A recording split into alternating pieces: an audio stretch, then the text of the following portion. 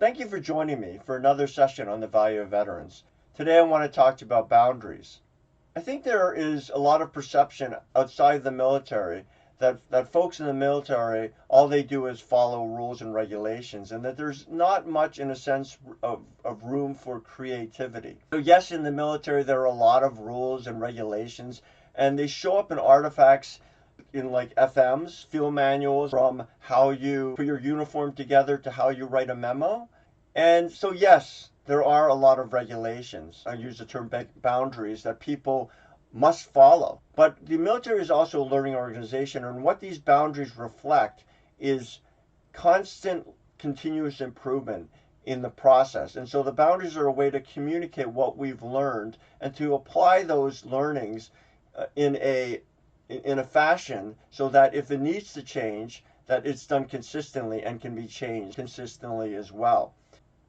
But one thing that is expected in the military is that, yes, you're given the boundaries, but outside of those boundaries, the expectation is that you focus on winning. Whatever that takes within the rules of the game, of the boundaries. So I consider myself a very creative person and do things in my own way. But never did I feel that I was restricted. And I felt like in reality, it actually enabled me. It created more space for me because I knew what I could and couldn't do. And once I understood that clearly, the rest was within my control and allowed me to be highly creative. And I actually think it takes more creativity to be creative in an environment where there are boundaries. If there are no boundaries and you can do anything, there's, in a sense, it's easy in a sense to be creative because there are no rules, but there's also no clear outcome. And so what boundaries do is they allow you to focus and bring what's valuable and what's important to the table and filter out things that are either inefficient or that are maybe not necessary or wasteful. So that's just one perspective.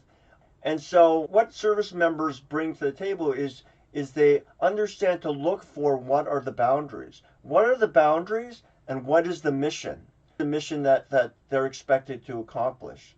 And then after that, they bring their full selves to the table, to the mission, and then they understand how to operate better with the others in the organization. Whether that's looking at the boundaries, what is my space of operation that I make sure I don't move into the other area unless of this situation. And so that increases communication, especially in a dynamic environment that the military often operates, that you have to have boundaries that can communicate when there's uncertainty.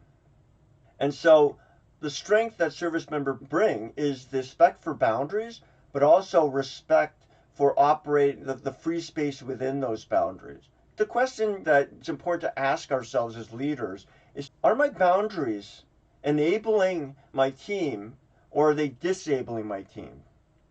And I think a good mental model to have then is to ask yourself, if they're disabling my team, are they truly boundaries or are they barriers?